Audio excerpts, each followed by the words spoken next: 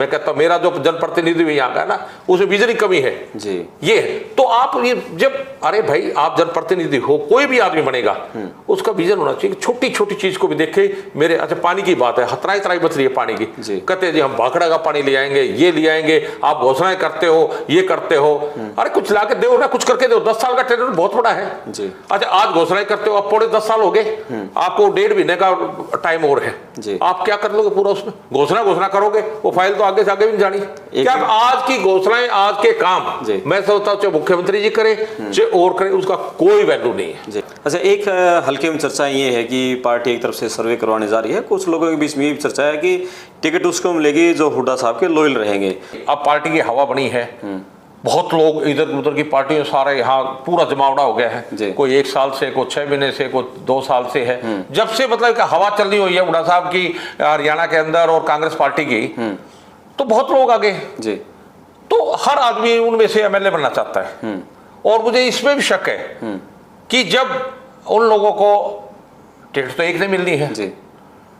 अगर उनमें जब टिकट नहीं मिली उन लोगों ने, तो शायद वो उनमें से भी कुछ लोग छिटक जाए, हमारे से पाला बदल जाएंगे या चुनाव लड़ेंगे। और अभी बहुत लोग इस तरह से हम सुन रहे हैं दाएं बाएं से, कुछ लोग अभी भी दूसरी पार्टियों को से संपर्क कर रहे हैं, क्योंकि उनका ध्येय है यहाँ से विधायक बनना। अगर पार्टी हमारे पर विश्वास कायम करेगी जी, तो हम पार्टी की पूरे धूम धड़ाके से और बढ़िया तरीके से चुनाव को लड़ेंगे और इसको सफल करने की भी अपनी तरफ से कोशिश करें। जनता का आशीर्वाद रहा तो वो हम उस पर खरे उतरेंगे। टिकट के कांग्रेस में कई दावेदार हैं जी, और ऐसे में टिकट तो एक को मिलनी जी, तो बाकी लोग से निपटना कितना मुश्किल रहेगा जिसको टिकट मिलेगी उसके? देखिए ये बिल्कुल सही करे होते, टिकट तो एक को ही मिलेगी। ये नेता नुकसान कर पाएंगे जिनको टिकट नहीं मिलेगी? कुछ मुझे नहीं लगता कोई इस तरह का कोई किसी को ज्यादा नुकसान को पहुंचाओ, कुछ नहीं। जींद हल्के का हम सियासी इतिहास खंगाले तो एक बार चौधरी दल सिंह यहाँ से जो ग्रामीण बेल्ट से संबंध रखते हैं वो जीते हैं। आज तक कोई गांव का नेता यहाँ से चुनाव नहीं जीत पा। टेकराम कंडेला को एक बार टिकट मिली थी आपकी खाप से ही, और बहुत सारे नेताओं ने चुनाव लड़ा। लेकिन क्या इसको कैसे आप तोड़ने में सक्षम हो पाएगी यदि कांग्रेस विश्वास जताती है तो? देखिए सबसे बड़ी बात तो यह है, अगर 10 साल से बीजेपी की सरकार है और यहाँ के जो विधायक हैं बीजेपी के ही विधायक हैं, सरकार में हिस्सेदारी उनकी, क्या लगता है कि जींद के साथ न्याय हुआ है? जो विकास काम के होने थे क्या वो हो पाए हैं? जींद कुछ कल बदले? मुझे इस बात का दुख है कि जो न्याय और जो देखे 10 साल से रूलिंग, देखे विपक्ष का विधायक बेचारा कुछ नहीं कर पाता, मान ले। जब आप पक्ष के विधायक हो तो 10 साल बहुत होते हैं, मैं कहता हूँ 5 ही साल बहुत होते हैं, और 10 साल तक बहुत बड़ा अरसा है। अगर आप 10 साल भी न्याय नहीं कर पाए आपके अपने शहर के साथ, अपने इलाके के साथ, फिर और कितने साल और चाहिए आपको इसकी तरक्की करने के लिए? मैं समझता हूँ आप इसका फेल हो चुके हैं भाई। 10 साल के दौर में भी त्राही त्राही मची हुई है, जनता कहती है हमारा कुछ नहीं हुआ, तो कोई तो बात है। तो इसका मतलब आप सक्षम नहीं है जनता की सेवा करने में। लेकिन लोग एक सवाल ये भी उठाते हैं कि 10 साल हुड्डा सरकार थी, उसमें क्या काम हुआ जी? तब भी कुछ काम? मैं ऐसा नहीं, मैं ये बिल्कुल ठीक कह रहे हो। मुझे इस बात का थोड़ा मलाल है। देखिए हुड्डा सरकार थी और हमारे अलग इलाके से, जींद से भी पहले टर्म में जो थे हुड्डा सरकार थी, हमारे यहाँ मंत्री रहे हैं, कैबिनेट मिनिस्टर यहाँ से भी रहे हैं, और हमारे उचाना से भी रहे हैं, नरवाना से भी रहे हैं, और हर राज्य में यहाँ के कैबिनेट रहे हैं, बड़े बड़े हो रहे। मैं समझता हूँ जो उन लोगों ने भी, जो हमारी पार्टी के लोगों ने भी जो काम जींद के लिए करना चाहिए था नहीं किया। मुझे कोई इसमें ऐसी नहीं है। देखिए मुख्यमंत्री स्टेट का है, जब आप अपने लोगों को कैबिनेट 3-3, 4-4, 2-2 कैबिनेट मिनिस्टर हैं, और आप एक और बात कर, छोड़िए इस बात की, यहाँ का उप मुख्यमंत्री भी था जी, 5 साल मुख्यमंत्री अभी था, उसने क्या किया हमारे लिए? यहाँ का चीफ मिनिस्टर भी रहा 6 साल यहाँ से नरवाना से, उसने क्या किया हमारी स्टेट के लिए, यहाँ इस जिले के लिए? मंत्री तो जब यहाँ चीफ मिनिस्टर डिप्टी सीएम भी रहे हमारे यहाँ से, उन बताओ क्या किया हमारे यहाँ लिए? और हुड्डा जी ने फिर भी यहाँ जो डेवलपमेंट के काम कराए, एक आदमी उसका मुकाबले गिना के दिखा दो। ये डिप्टी भी रहा है और दूसरा सीएम भी रहे हैं और या मंत्री भी रहे हैं। जनता का एक सवाल और है कि जितना जोर रेड्डू साहब ने लगा रखा है, यदि टिकट नहीं मिलती है तो क्या करेंगे? क्या निर्दलीय मैदान में उतरेंगे? देखिए ये कोई भी आदमी, कैसा इन लोगों से फीडबैक मिल रहा है जो तीनों सर्विस आप दे रहे हो? देखिए सेवा का कोई मोल नहीं होता। मैं इस सेवा को, अगर कोई कहे किसी चीज में मिक्स करना, मैं उसको नहीं मानता। आपकी टिकट की दावेदारी में यही तीनों सेवाएं मजबूत। नमस्कार, मैं आपका दोस्त क्रमपाल। हरियाणा में सियासी सरगर्मियां तेज हो गई हैं अमित शाह ने भारतीय जनता पार्टी की तरफ से पूरा बिगुल बजा दिया है और कांग्रेस की कमान संभाल ली है भूपेंद्र सिंह हुड्डा और दीपक बावरिया ने। पूरा हरियाणा में दोनों पार्टियों ने पूरा जोर लगा दिया है विधानसभा की जंग जीतने के लिए। और आज के कार्यक्रम में हम बात करेंगे टिकट के दावेदारों से, ये कार्यक्रम रहेगा। और मेरे साथ आज टिकट के दावेदार हैं जींद हलके से बलजीत सिंह रेड्डू, समाजसेवी हैं, उद्योगपति हैं, एक बड़ा इलाके में नाम है। पशुपालन से, मुर्गी फार्म से एक बड़ा नाम कमाया और हजारों लोगों को रोजगार दिया। और समाज सेवा में आजकल इनका नाम बड़ा चर्चा में है। लड़कियों के लिए कॉलेज तक आने जाने के लिए गांव से बसें चला रखी हैं। पूरे शहर में हर रोज लोगों को लाखों लीटर फ्री ठंडा पानी पिला रहे हैं। और उसके साथ जींद हलके के हजारों महिलाओं को, पुरुषों को गंगा स्नान करा चुके हैं। तो इन्हीं बारे में बात करेंगे, किस तरह से समाज सेवा और राजनीति का कनेक्शन है और क्या इनका विजन रहेगा, पार्टी की टिकट के लिए दावेदारी इनकी क्यों मजबूत मानते हैं। पूरी विस्तार से बातचीत रहेगी। आप अपने कमेंट्स जरूर लिखें, वीडियो को शेयर करें, चैनल को सब्सक्राइब करें। अब बात करते हैं जी। रेड्डू साहब नमस्कार। नमस्कार। आजकल अभी गंगा स्नान का समय था जी, और बड़ी चर्चा में आपका नाम रहा और हजारों महिलाओं पुरुषों को आपने गंगा स्नान करवाया। देखिए, अगर मैं पार्टिकुलर गंगा स्नान की बात करूं, हमारे धार्मिक उसमें और सिस्टम में अगर कोई भी अच्छा काम करके हम करते हैं, जैसे बेटी की शादी करिए, बेटे तो कहते हैं भाई कोई भी अच्छा काम हो जाए, भाई गंगा स्नान कर लिया तो गंगा स्नान की हमारे जीवन में बहुत बड़ी महत्ता है जी। और हमारी माताएं को मौका नहीं मिल पाता, बहनों को, कि भाई वो जांच के सक्षम होने के बाद भी ऐसा चांस नहीं बैठते परिवार के जो कि गंगा स्नान करा सके अपनी माता बहनों को। तो मैंने देखा कि भाई क्यों ना एक ऐसा किया जाए जो वंचित वर्ग है जी, छत्तीस जात में कोई भी हो, इस वंचित वर्ग महिला को भी, इन माता बहनों को गंगा स्नान किया जाए। तो इसी कड़ी में हम लोगों ने ये एक कार्य किया और ये कार्य में भी जो हमने महसूस किया और जब बातचीत हुई तो उसमें 95% महिलाएं पहली बार गंगा स्नान के लिए जा रही थी। और जो उनके चेहरे की जो मुस्कान थी और जो उनकी आत्मा की तरफ से गंगा में डुबकी लगा कर जो उनको सुकून मिला है और जो वो निहाल हुए हैं, उसका कोई पैसे में तोला नहीं जा सकता और शब्दों में वर्णन नहीं कर सकता मैं उनकी खुशी का जी। और गंगा स्नान के अलावा कॉलेज की बसें आपने चला रखी हैं, कितने गांव को कवर करती हैं, कितनी लड़कियां इस सुविधा का फायदा उठा रही हैं? ऐसा है, देखिए हजारों की संख्या बात करूंगा मैं, और ये 38 के आसपास विलेज हमने अडोप्ट किए हुए हैं जी। उन हर गांव से आती जाती हैं और फिर वहाँ मानी है बस अड्डे से जो बेटियां पूरे जिले से आती हैं, जिले से बाहर से भी आती हैं, एक राउंड सारा बस अड्डा जाती है, सारी बसें उनको यूनिवर्सिटी छोड़ के आती हैं, कॉलेजों में छोड़ के आती हैं और वापस फिर इनको सबको यूनिवर्सिटी से लेके फिर कॉलेजों वापस बस अड्डा छोड़ के फिर जो लड़कियां गाँव की उन बेटियों को घर तक सुरक्षित पहुंचाने का हम लोग जिम्मा लेते हैं। और एक तीसरी सबसे बड़ी जो सेवा आपकी चर्चा में है पेयजल की। हाँ जी। पूरे शहर में ठंडा पानी, कितने लीटर पानी? देखिए, ये भी हजारों लीटर की संख्या जो है एग्जैक्ट तो मैं अब नहीं बता सकता, लेकिन 50-60 हजार लीटर है या जो भी है, जैसा सीजन होता है उसके हिसाब से। तो वो सीजन के हिसाब से हम लोग कर रहे हैं। और इसका एक मैं आपको एक प्रकाश डालना चाहूंगा इस बात पे, काम तो है गवर्नमेंट का, जो भी सरकार है उसका दायित्व तो बनता है कि अपने नागरिकों को स्वच्छ जल पिलाना पहला कार्य होना चाहिए जी। लेकिन मैं समझता हूँ कहीं न कहीं लैक है, सरकार फेल रही है। फेल को लैक है कि वो सेंसिटिविटी नहीं है या वो कर नहीं पा रहे। मैं आपको एग्जांपल देता हूँ, जैसे हमारा आज से 3.5 साल पहले, लगभग 3 साल पहले बस अड्डा हमारा नया शिफ्ट हो गया जी। अब वहाँ के अंडरग्राउंड वाटर जो है अर्बन स्टेट से लेके पीछे तक TDS का जो लेवल है 3000 के आसपास है जी।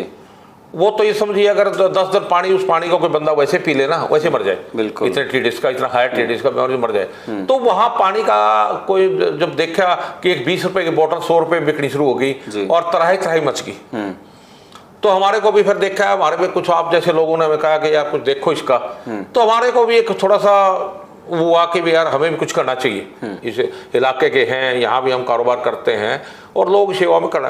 तो वहाँ से हम देखते हैं हमारे ठंडे पानी के अब 2 टैंक बड़ी गाड़ियाँ हर रोज लगती हैं, 3.5 साल से नित्य नेम वहाँ चल रहा है।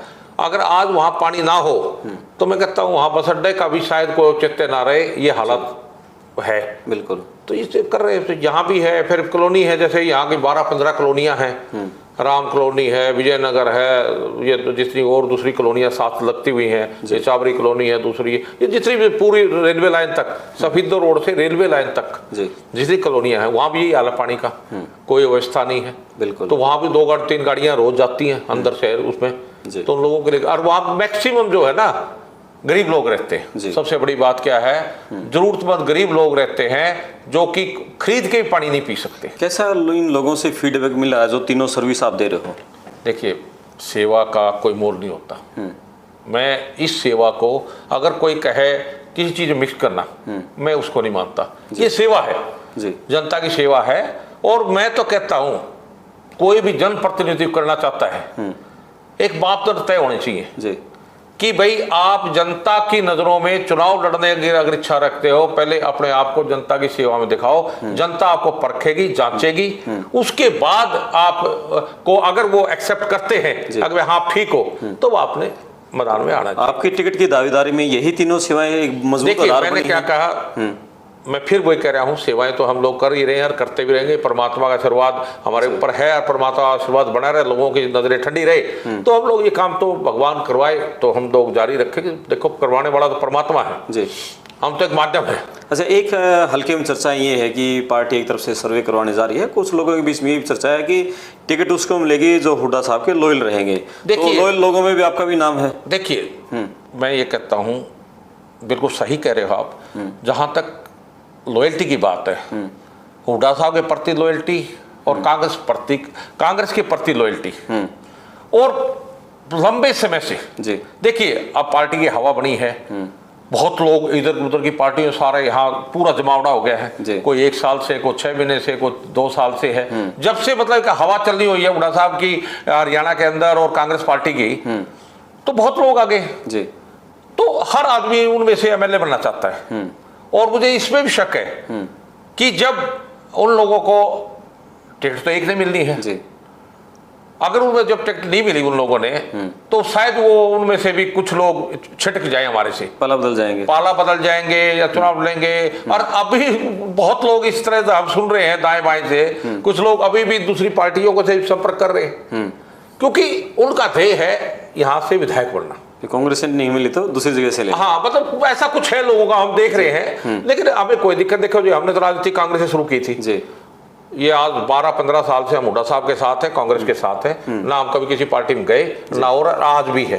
अगर पार्टी हमारे पर विश्वास कायम करेगी जी, तो हम पार्टी की पूरे धूम धड़ाके से और बढ़िया तरीके से चुनाव को लड़ेंगे और इसको सफल करने की भी अपनी तरफ से कोशिश करें। जनता का आशीर्वाद रहा तो वो हम उस पर खरे उतरेंगे। जनता का एक सवाल और है कि जितना जोर रेड्डू साहब ने लगा रखा है, यदि टिकट नहीं मिलती है तो क्या करेंगे, क्या निर्दलीय मैदान में उतरेंगे? देखिए, ये कोई भी आदमी इस तरह की बात कर रहा है, मैंने फिर कहा कि समाज सेवा एक अलग चीज है। मैं कोई लालियत नहीं हूं एमएलए बनने का। अगर मेरे से कोई सक्षम और हो, पार्टी को लगता है अगर मेरे सक्षम कोई और है दूसरा और बड़ा अच्छा है, तो मैं उसका समर्थन करूं, मुझे क्या दिक्कत है भाई। मेरे को कोई सोचे कि एमएलए बनना कि मैं मरा जा रहा हूं, ऐसी कोई बात ही नहीं है। समाज सेवा एक अलग पहलू है। और हाँ, एक जरूर है, मान ले मैं जितना भी मैं अपने आप में सक्षम हूं, मैं समझता हूं अगर जनप्रतिनिधित्व आप करते हो, पावर में आते हो, तो मास स्केल पे लोगों का आप कार्य कर सकते हो। देखिए, सरकार के हाथ बहुत बड़े होते हैं, बिल्कुल भाई, एक आदमी की लिमिटेशन है काम करने की। अगर आप सरकार में आते हो, आपका विजन क्लियर है, तो उस विजन के हिसाब से आप उस इलाके को ऊपर उठा सकते हो, लोग रोजगार कर सकते हो। और टिकट के लिए सबसे गंभीरता से आपका नाम चला, मैडम भी अब तो मैदान में कूद गई हैं आपकी। देखिए, समाज सेवा में देखिए महिलाओं का काम है, 50% उनका भी अधिकार है ना जी भाई, वो भी 50% के अधिकार है, वोटर है हमारी, और उनको भी अधिकार है। हम सिर्फ पुरुष प्रधान और वो रखना चाहते हैं कि भाई हम भी आगे रहे, महिलाएं पीछे रहे, क्यों भाई, उनका भी अधिकार है जी, तो उनको भी आगे आना चाहिए। तो इसलिए उनका कहा भाई आप भी आओ, समाज सेवा हमारे साथ हाथ से हाथ मिलाओं। अभी तक आप पर्दे पीछे रह के आज तक, देखिए किसी भी, वो कहते हैं सफल आदमी के पीछे किसी औरत का हाथ होता है, और मैं इस दावे से आपके ऑन कैमरा कह सकता हूँ कि मेरी जो धर्मपत्नी है, मेरी वाइफ है, मेरे जीवन में आज मैं जो कुछ हूँ उनका बहुत बड़ा मेरे सहयोग रहा है मेरी जिंदगी में, इसलिए मैं आज तक यहाँ तक आया। बिल्कुल। चलो, ये तो बात थी आपकी सोशल सर्विस की। अब बात ये है कि जींद हल्के का हम सियासी इतिहास खंगालें तो एक बार चौधरी दल सिंह यहाँ से जो ग्रामीण बेल्ट से संबंध रखते हैं वो जीते हैं। आज तक कोई गांव का नेता यहाँ से चुनाव नहीं जीत पाया। टेकाराम कंडेला को एक बार टिकट मिली थी आपकी खाप से ही, और बहुत सारे नेताओं ने चुनाव लड़ा। लेकिन क्या इसको कैसे आप तोड़ने में सक्षम हो पाएगी यदि कांग्रेस विश्वास जताती है तो? देखिए, सबसे बड़ी बात तो यह है, अगर कोई मुझे एक जात में पात में बांधना चाहे तो मैं इन चीज़ों से ऊपर हूँ जी। मेरा जन्म किसान के परिवार हुआ, मुझे गर्व है कि मैं किसान घर पैदा हुआ और ग्रामीण पृष्ठभूमि में पैदा हुआ।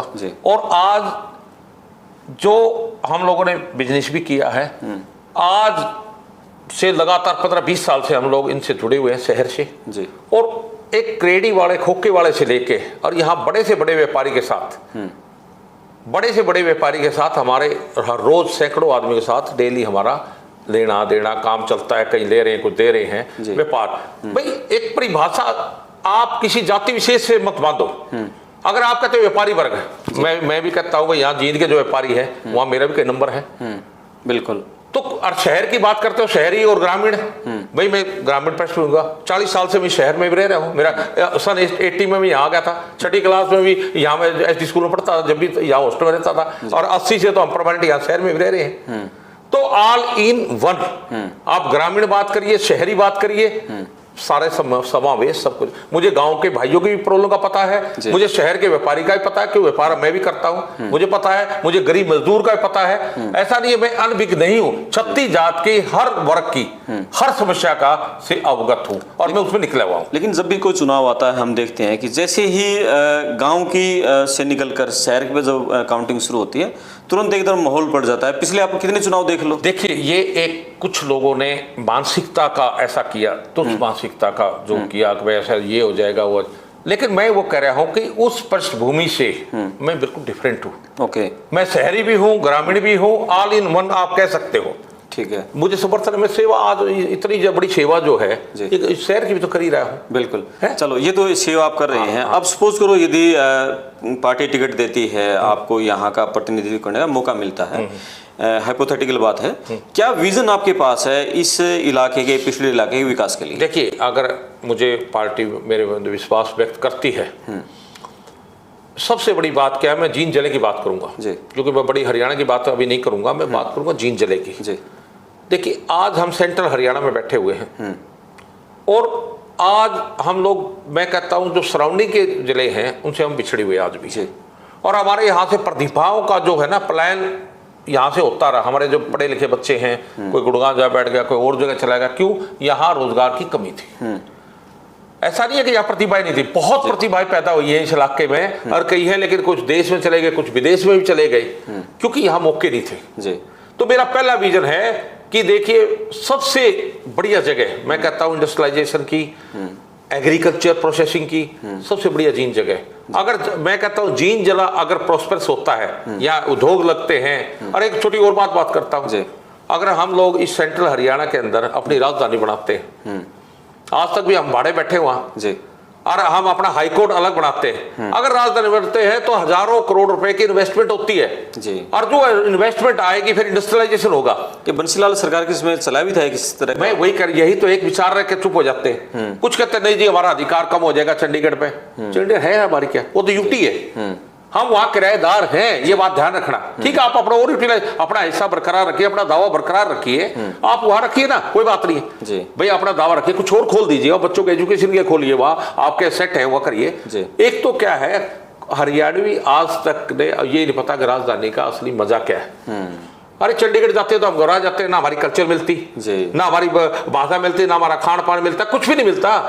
जैसे ही हम चंडीगढ़ के अंदर इंटर करते, कभी कोई काम हो जाता है तो डरे डरे महसूस होते हैं। बिल्कुल, आज तक भी डर हो जाता है और भागने की निकलने की कोशिश करते हैं। सीट बेल्ट लगाओ, ये करो, वो तो चलो एक कानून है, लेकिन वैसे भी ऐसे लगता है दूसरा प्रदेश भागे, है भी दूसरी जगह पे। तो यार, हम हरियाणा प्रोस्पर स्टेट है, मैं कहता हूं अपनी राजधानी इसकी होनी चाहिए, अपना हाईकोर्ट होना चाहिए। अब हाईकोर्ट की बात करते हैं हम लोग, वहां की ये हालत है कि आज भी वहां जो प्रतिनिधित्व है, जो मेजोरिटी जो वहां स्टैक है और जो मेजोरिटी एडवोकेट्स को जो काम मिलते हैं वो पंजाब के लोगों को मिलते हैं, हमारे लोग अभी भी दबे हुए हैं। अगर हमारा अलग हाईकोर्ट हो तो हजारों एडवोकेट्स को हमारे को और काम मिलेगा। तो मैं तो ये कहता हूं कि एक नया सोचना पड़ेगा। मैं कहता हूं आदमी जब भूखा पेट होता है, रोजगार नहीं होता, तो कहीं से कहीं भटकता रहता है जी। अगर आपको आपके घर पे रोजगार मिलता है, बढ़िया साधन संपन्न होता है, हर आदमी अपने घर पे अपने इलाके में रहना चाहता है। और मैं वही कह रहा हूँ कि यहाँ उद्योग धंधा इंडस्ट्रियलाइजेशन आप करो ना। अब यहाँ से चारों ओर मैं बात कहता हूँ, हमारी 100 किलोमीटर अगर जींद से बात करें तो हमारे आउटर में चले जाते हैं और सारा हरियाणा डेवलप हो जाएगा। और यहाँ जो इंडस्ट्री होगी तो इजी रहेगा। हमारा एनसीआर हमारे कितना नजदीक है, रोड हमारे बनी गए, रोड भी हमारा सौभाग्य है। कहीं आपने सोचो मेहरबानी नहीं हुई है कि हम सेंटर में पढ़ते जब इन रोड निकालने पड़ते बीच में आ रहे थे हम लोग। इस करके हम लोगों को कई कहते ना हमने इसलिए रोड निकलवा दिए, इनका कोई एहसान नहीं है। अरे भाई हम पढ़ते ही सेंटर में थे इसलिए रोड निकले हैं, किसी की मेहरबानी नहीं हुई है। भाई कई चीजें होती है ना, भाई भगवान को आपको क्या आप सेंटर में है तो कोई भी इधर से जाओ या उधर से जाओ, आओ यहीं से। तो इसलिए मैं कहता हूं कि आज बहुत अच्छा मौका है कि यहाँ हमें उद्योग धंधे लगाए जाएं और ऐसे इंडस्ट्री यहाँ स्थापित की जाए जो यहाँ से सप्लाई चेन है। जैसे आप फूड की बात करते हैं, दूध की बात करते हैं, एग्रीकल्चर प्रोड्यूस की बात करते हैं, सब्जियों की बात करते हैं। ये इलाका बहुत बड़ा चारों ओर है, सब्जियों का यहाँ प्रोसेस करो। एनसीआर इतना बड़ा एरिया हमारे से, चंडीगढ़ है, दूसरी बड़ी बड़ी मार्केटें हमारे से, हिमाचल हमारा नजदीक है, कुछ बहुत चीजें हमारी यहाँ जाती है, जेड के हमारे से रोड जो हमारे निकल गए। अगर हम यहाँ करते हैं तो पूरे इलाके को इतना फायदा, पूरे हरियाणा को बहुत बड़ा फायदा होगा। बिल्कुल। चलो एक पॉलिटिकली फिर बात करते हैं। टिकट के कांग्रेस में कई दावेदार हैं जींद से, और ऐसे में टिकट तो एक को मिलनी जी, तो बाकी लोग से निपटना कितना मुश्किल रहेगा जिसको टिकट मिलेगी उसके? देखिए ये बिल्कुल सही करे होते, टिकट तो एक को ही मिलेगी। दावेदार हो सकते 50 भी हो या 20-30 भी हो, कोई बात नहीं, ये तो होता ही है। सभी लोग ताकत भी दिखा रहे हैं अपने दिखानी भी चाहिए। मैं तो कहता हूँ सबने अपनी ताकत दिखानी चाहिए। और मैं एक पार्टी को कहता हूं जो सक्षम है कोई भी हमारे में, आप अपने सर्वे कराइए, जो सक्षम है, जिताऊ है, स्थायी है, पैरामीटर 3-4 है, स्थायी भी है, निष्ठा भी है, जिताऊ भी है, जो पूरे पैरामीटर में खरा उतरता है उसको टिकट देनी चाहिए। पार्टी ने विश्वास करनी है, उसी से हमारी पार्टी मजबूती आएगी। और ऐसा एक यही चुनाव नहीं है, हमें तो चुनाव तो हर 5 साल बाद। क्या ये नेता नुकसान कर पाएंगे जिनको टिकट नहीं मिलेगी? कुछ मुझे नहीं लगता कोई इस तरह का कोई किसी को ज्यादा नुकसान को पहुंचा, कुछ नहीं होता, जनता सब देखती है। ठीक है। और लोकसभा चुनाव में पार्टी को यहाँ से एक बड़ी जीत मिली है सोनीपत पार्लियामेंट्री से जी। और जींद का जो पिछली बार का जो मार्जिन था 45,000 का, घटकर वो मात्र 2-3 हज़ार पे आ गया। इसका कितना अब अगले चुनाव में बेनिफिट आपको लग रहा है? देखिए मैं वही फिर कहता हूं, अगर पार्टी सही कैंडिडेट का, जो कि मुझे 100% उम्मीद है, सही निर्णय करेगी और उस निर्णय के बाद करोगे, आपकी बार जो कैंडिडेट आपका आएगा कम से कम भी मिनिमम 10-15 हज़ार के मार्जिन से इस असेंबली का चुनाव जीतेगा हमारा कैंडिडेट। 10 साल से बीजेपी की सरकार है और यहाँ के जो विधायक हैं बीजेपी के ही विधायक हैं, सरकार में हिस्सेदारी उनकी। क्या लगता है कि जींद के साथ न्याय हुआ है? जो विकास काम के होने थे क्या वो हो पाए हैं? जिनकी कुछ कल बदले। मुझे इस बात का दुख है कि जो न्याय और जो देखिए 10 साल से रूलिंग, देखिए विपक्ष का विधायक बेचारा कुछ नहीं कर पाता, मान ले। जब आप पक्ष के विधायक हो तो 10 साल बहुत होते हैं, मैं कहता हूँ 5 ही साल बहुत होते हैं, और 10 साल तक बहुत बड़ा अरसा है। अगर आप 10 साल भी न्याय नहीं कर पाए आपके अपने शहर के साथ, अपने इलाके के साथ, फिर और कितने साल और चाहिए आपको इसकी तरक्की करने के लिए? मैं समझता हूँ आप इसका फेल हो चुके हो भाई। 10 साल के दौर में भी त्राही त्राही मची हुई है, जनता कहती है हमारा कुछ नहीं हुआ, तो कोई तो बात है। तो इसका मतलब आप सक्षम नहीं है जनता की सेवा करने में, तो फिर आपको आगे मौका किस बात का? लेकिन लोग एक सवाल ये भी उठाते हैं कि 10 साल हुड्डा सरकार थी, उसमें क्या काम हुए जी? तभी कुछ काम। ऐसा नहीं, मैं ये बिल्कुल ठीक कह रहे हो। मुझे इस बात का थोड़ा मलाल है। देखिए हुड्डा सरकार थी और हमारे अलग इलाके से, जींद से भी पहले टर्म में जो थे हुड्डा सरकार थी, हमारे यहाँ मंत्री रहे हैं, कैबिनेट मिनिस्टर यहाँ से भी रहे हैं और हमारे उचाना से भी रहे हैं, नरवाना से भी रहे हैं, और हर राज्य में यहाँ के कैबिनेट रहे हैं, बड़े बड़े हो रहे। मैं समझता हूँ जो उन लोगों ने भी, जो हमारी पार्टी के लोगों ने भी जो काम जींद के लिए करना चाहिए था नहीं किया। मुझे कोई इसमें ऐसी नहीं है। देखिए मुख्यमंत्री स्टेट का है, जब आप अपने लोगों को कैबिनेट 3-3, 4-4, 2-2 कैबिनेट मिनिस्टर हैं, और आप एक और बात कर, छोड़िए इस बात की, यहाँ का उप मुख्यमंत्री भी था जी, 5 साल मुख्यमंत्री अभी था, उसने क्या किया हमारे लिए? यहाँ का चीफ मिनिस्टर भी रहा 6 साल, यहाँ से नरवाना से, उसने क्या किया हमारे स्टेट के लिए, यहाँ इस जिले के लिए? मंत्री तो जब यहाँ चीफ मिनिस्टर डिप्टी सीएम भी रहे हमारे यहाँ से, उन बताओ क्या किया हमारे यहाँ लिए? और हुड्डा जी ने फिर भी यहाँ जो डेवलपमेंट के काम कराए, एक आदमी उसका मुकाबला गिना के दिखा दो। ये डिप्टी भी रहा है और दूसरा सीएम भी रहे हैं और यह मंत्री भी रहे हैं। हुड्डा साहब ये यूनिवर्सिटी है, आप देख रहे हो, रणबीर सिंह यूनिवर्सिटी। मैं समझता हूँ, देखिए जिस आदमी ने एजुकेशन पे काम किया, सबसे बड़ा धन वो है। बिल्कुल। जब बच्चे पढ़ लिख लेंगे तो वो सक्षम भी होंगे, काम भी करेंगे। हैरान हूँ एक बात का, देखिए आपको एक नई बात बताता, शायद किसी ने मुद्दे छुआ नहीं, मैं आपको एक मुद्दा ऐसा छू रहा हूँ। पूरे एक बफेलो पर पूरा भैंस है जिसके बारे में बताता हूँ आपको। पूरी हिंदुस्तान की मुर्रा भैंस हरियाणा से जाती है। हमारा सबसे बड़ा व्यवसाय है खेती के बाद का, एग्रीकल्चर। आज भी 68 to 70% लोग गांव में रहते हैं और उनका खेती ही काम है, ठीक। और एग्रीकल्चर के बाद सबसे नजदीक का धंधा और जो मेन धंधा है वो पशुपालन। और पशुपालन में सबसे बड़ा जो हमारी मुर्रा भैंस है वो एक ऐसा ब्लैक डायमंड है जो उसका मतलब बेशकीमती एनिमल है जी।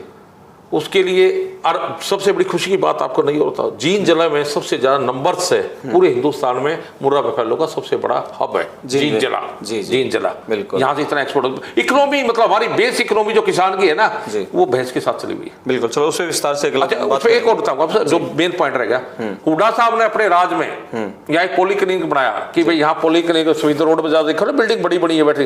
पॉलीक्लिनिक का मतलब क्या था कि पशुओं का बड़ा हॉस्पिटल जहाँ एक्सरे मशीन होगी, ऑपरेशन होंगे एनिमल्स के, कोई भी बीमार पशु उसके होंगे, ब्लड सैंपल होगा, फीड सैंपल होगा, मतलब एक आपको सुविधाएं मिलेंगी। क्यों ने ये देखा था भाई इतना बड़ा पशुपालन का हब है एरिया ये, तो यहाँ सुविधा होनी चाहिए। राज बदल गया। आज तक 10 साल में वहां ऑफिस बना दिया इन लोगों ने अपना, लेकिन एक सिंगल मशीन भी, छोटा इक्विपमेंट भी नहीं आया।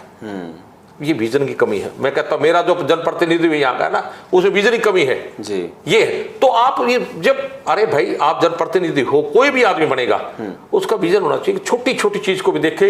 मेरे अच्छा पानी की बात है, हतराई तराई बच रही है पानी की, कहते हैं जी हम भाखड़ा का पानी ले आएंगे, ये ले आएंगे, आप घोषणाएं करते हो, ये करते हो। अरे कुछ ला के दो ना, कुछ करके दो। 10 साल का टेंडर बहुत बड़ा है जी। अच्छा आज घोषणाएं करते हो, आप पौने 10 साल हो गए, आपको 1.5 महीने का टाइम और है, आप क्या कर लोगे पूरा उसमें? घोषणा करोगे, वो फाइल तो आगे से आगे भी नहीं जानी। क्या आज की घोषणाएं, आज के काम मैं सोचता हूं चाहे मुख्यमंत्री जी करे चाहे और करे, उसका कोई वैल्यू नहीं है जी। और क्या लग रहा है अब आपको, जिस तरह से पूरे हरियाणा का सीन, दीपेंद्र सिंह हुड्डा 2 दिन बाद जुलाना रहेंगे, फिर जींद में आएंगे और कल अमित शाह महेंद्रगढ़ में थे, क्या सिनेरियो आप ओवरऑल पूरे हरियाणा को क्या लग रहा है कि 5-5 लोकसभा में जो रही है? कुछ लोग कहते हैं बाबू बेटे की सरकार। देखिए हर पिता चाहता है कि उसका बेटा सक्षम हो, आगे बढ़े, लेकिन इसमें बीच में एक बात कहूंगा, रास्ता हम दिखा सकते हैं, तय तो बेटे ने करना होता है। और जब बेटा बाप से आगे बढ़ के भी अगर जनता का चेता बने तो ये बेटे की भाई इसमें कोई किसी का नहीं है जी। कोई कहे बाप बेटा, अरे भाई वो जितने राजनीतिक घराने और जितने राजनीतिक लोग हैं ना, दीपेंद्र हुड्डा एक तरफ और ये सारे लोग एक तरफ, बिल्कुल इतनी मेहनत वो जनता के बीच करता है। पूरा वो 24 घंटे बार देखता हूं मैं उनको, हर वक्त सुबह लग जाते हैं, रात तक 12 बजे तक जनता के बीच रहते हैं, समस्याएं सुन रहे हैं, उनके लिए काम कर रहे हैं। अरे ऐसे तो राजनीतिक होने चाहिए ना, मैं तो सारे होने चाहिए, सबके बेटे होने चाहिए। बेटे तो बहुत हैं, बजलाल के हैं, लेकिन है मैं कहता हूं ऐसा बेटा किसका को, आज दीपेंद्र हुड्डा की अपनी पहचान है, ठीक है, तो भूपेंद्र हुड्डा का बेटा है, होना वो हमें गर्व है इस बात का, लेकिन आज वो अपनी मेहनत के बलबूते पे, अपने कैलिबर के बलबूते पे जनता का चेता है और हरियाणा की राजनीति का भविष्य है, मैं कहता हूं, और आने वाले टाइम के लिए हरियाणा का मुख्यमंत्री है, मैं ये भी कहता हूं आपको। बिल्कुल, बजलाल का बेटा भी था वो पार्टी, मैं देखिए मैंने वही कहा ना, टिकट के लाले पड़े उसमें, मैं वही कहता हूं, तो ये वही है, मैंने वही कहा कि बेटे सबके थे राजनीति में। मैं बिजनेसमैन में चाहूंगा मेरा बेटा बिजनेस बढ़े आगे, अगर वो लायक होगा आगे बढ़ जाए तो मेरा सत्यानाश कर देगा। तो हर काम यही है राजनीतिक, जितने राजनीतिक घराने थे आज क्या होगा, सुनने पर आगे सारे जी। क्यों आए सुनने पे? अरे उनके बाप दादा उनके बहुत बड़ा नाम किया था, आज सुनने क्यों आए? उनके कर्मों से आए ना, उनके कर्म अच्छे नहीं थे इसलिए आज उन्होंने सब कुछ शून्य कर दिया। और हमारे दीपेंद्र भाई हुड्डा ने जो कमाल किया है, आज वो पूरे जनता के चेते हैं, दुनिया पूरा हरियाणा प्यार करता है उनको, उनकी एक आवाज में हजारों की संख्या में लोग खड़े हो जाते हैं लाइन में। लोगों के बीच में ये भी चर्चाएं हैं, एक तरफ हुड्डा है, एक तरफ शैलजा है, एक तरफ रणदीप है, तो ये जो गुटबाजी है इसका क्या असर देखो? देखिए मैं इस बात को, गुटबाजी की जो बात करते हो, कोई गुटबाजी नहीं है, ये सब भ्रांतियां हवा में है, ये सब फैलाई हुई हमारे विरोधी की भाषा है जी। अपना अपना कार्य सभी कर रहे हैं। हमारे बहन शैलजा को, रणदीप भाई को जनरल सेक्रेटरी हो पार्टी के, वो प्रभारी अलग स्टेट के बनाए हुए हैं। चौधरी उदय भान जी को, चौधरी भूपेंद्र हुड्डा को हरियाणा की स्टेट संभाली हुई है जी। तो वो काम कर रहे हैं, उसमें क्या, उसमें ठीक है, वो अपना सेंटर के दूसरी स्टेट संभाल रही है, हरियाणा स्टेट को काम कर रहे हैं, सबका दायित्व है, सबकी ड्यूटियां निभा के हमारे हाईकमांड ने सबको ड्यूटियां दी हुई है जी।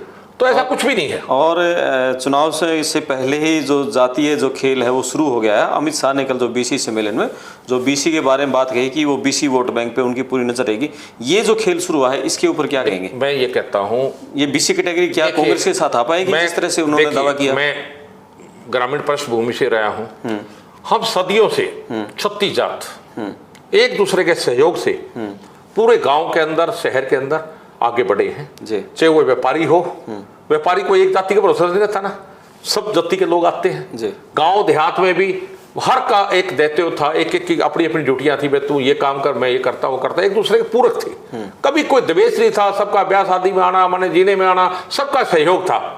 ये कुछ सालों से जातीय जहर घोड़ा गया, लोगों को बगलाया गया, भुकाया गया।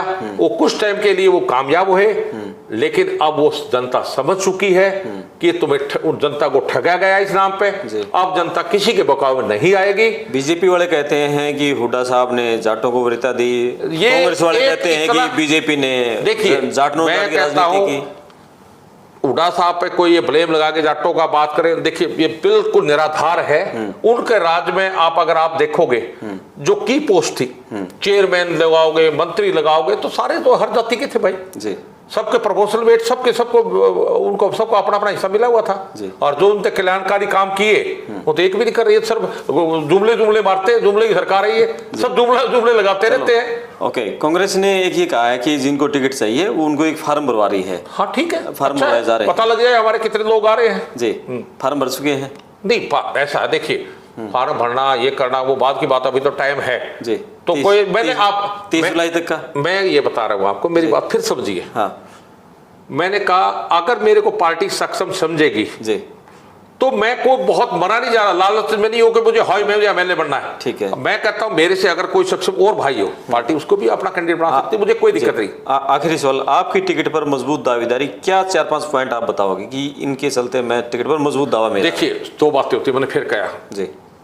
प्री क्वालिफिकेशन, कोई भी काम करने से पहले आप प्री एग्जाम लेते हैं, कोई आईएएस बनाते हैं उसका प्री एग्जाम होता है, फिर मेन आता है, फिर इंटरव्यू होता है। तो मैं समझता हूं जनता की नजरों में से 2 टेस्ट जात मेरी अपनी वो है, वो तो इनका सर्वे बताएगा, उस टेस्ट में मैं पास कर चुका हूं जी। अपना विजन जो है, हम क्या सोचते हैं, क्या कर सकते हैं। भाई मैं आपको बताता हूं, मैं किसान के घर पैदा हुआ था बेटा, जिसके पास 100 रुपए जेब में थे, और आज डायरेक्ट इनडायरेक्ट हजारों आदमियों को रोजगार दिया। कहीं कोई विजन होगा, कहीं सोच बड़ी होगी, कहीं आइडिया, तभी ऐसा हुआ ना संभव, अदरवाइज तो मैं भी तो नौकरी करता जी। तो ये एक है, और आज भी हम लोगों ने वो करके दिखाया है। हमने अपनी सोच को बताया कि अगर हम कभी इस तरह के उसमें आए तो हम क्या क्या करें। मैं आपको बता देता हूँ, अगर सबसे बड़े तो मैं कहता हूँ हर जगह पीने के पानी की समस्या है, सीवर की समस्या है, रोडों की समस्याएं हैं, उद्योग की जरूरत है, रोजगार की जरूरत है। ऐसे काम है जो हर जनमानस को वो करने पड़ेंगे, उनके लिए चाहिए जी कोई भी जनप्रतिनिधि। चलो, बहुत बढ़िया रेड्डू साहब। और ये थे बलजीत रेड्डू जी। टिकट के दावेदारों से लगातार बातचीत होती रहेगी, और आप अपने कमेंट्स जरूर लिखें, बताएं कि जींद में किसका टिकट का दावा सबसे मजबूत है। मैं आपका दोस्त करमपाल, धन्यवाद। धन्यवाद रेड्डू साहब, थैंक यू, नमस्कार।